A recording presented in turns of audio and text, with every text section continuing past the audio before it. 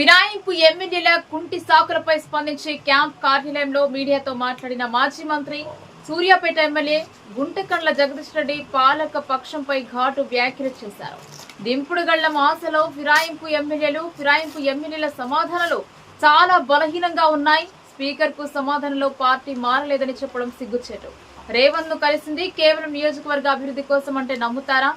Revanth కప్పింది party జెండా కాదు, జాతీయ జెండా అని చెప్పడం హాస్యాస్పదం. జాతీయ జెండాను అవహేళన చేయడం సరికాదు. దొంగతనం చేసి తప్పించుకోలేని స్థితిలో ఎమ్మెల్యేలు ఉన్నారు.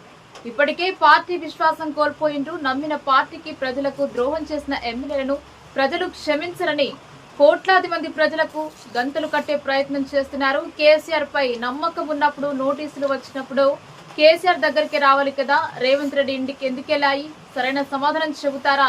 ఇచ్చిన గడువులకు స్పీకర్ కు సమాధానం ఇస్తాం. ప్రజల ముందు అడ్డంగా దొరికిన దొంగలు వీళ్ళు. ఎవరో కాపాడుతారనుకుంటే అది వాళ్ళ తెలివి తక్కువ తనమే అవుతుందని అన్నారు. వాళ్లను డిస్క్వాలిఫై చేయడం ఖాయం. ఉప ఎన్నికలు రావడం, ప్రజలు తగిన బుద్ధి చెప్పడం ఖాయం. మిమ్మల్ని రాజకీయంగా శాశ్వతంగా బొందపెడతారంటూ మాజీ మంత్రి జగదీష్ రెడ్డి తీవ్ర స్థాయిలో విరుచుకుపడ్డారు. మీడియా మిత్రులందరూ నమస్కారం. నిన్న పార్టీ ఫిరాయింపులకు సంబంధించి మేమేదైతే కోర్టు ద్వారా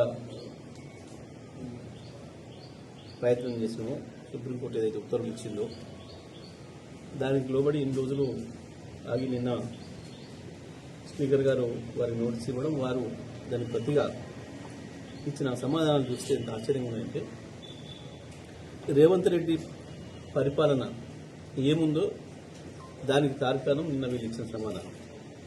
ఇంత పచ్చిగా బహిరంగంగా ఎవరినైనా మోసం చేయొచ్చు, మొత్తం కోట్లాది మంది ప్రజల కళ్ళకు గంతలు కట్టొచ్చు అన్న వాళ్ళ మూర్ఖపు ఆలోచనలకి, వాళ్ళ ప్రవర్తనకి నిదర్శనం. పాపం పార్టీ మారలేదట. పోచారం శ్రీనివాసరెడ్డి గారు కావచ్చు, ఇతర పెద్దలు పార్టీ మారలేదట. ఇంకా బీఆర్ఎస్ పార్టీలోనే తిరుగుతున్నదట. బీఆర్ఎస్ పార్టీ కార్యక్రమాల్లోనే ఉన్నారట. కేసీఆర్ గారి పట్ల గౌరవం ఉందట. పార్టీ నాయకత్వం పట్ల విశ్వాసం ఉందట. రేవంత్ రెడ్డి కప్పింది కాంగ్రెస్ కండువ కాదట. లక్షల కోట్ల మంది ప్రజలను కూడా ఇంత ఘోరంగా మోసం చేయొచ్చిందట. మీడియా కథనాలే తప్పట. వాస్తవానికి రేవంత్ రెడ్డి స్వయంగా పోచారం శ్రీనివాసరెడ్డి గారి ఇంటికి పోయి కండవ దేనికి వచ్చిందట పోచారం శ్రీనివాసరెడ్డి ఇంటికి ముఖ్యమంత్రి అంటే, అక్కడ నియోజకవర్గ సమస్యలు ఉన్నాయట.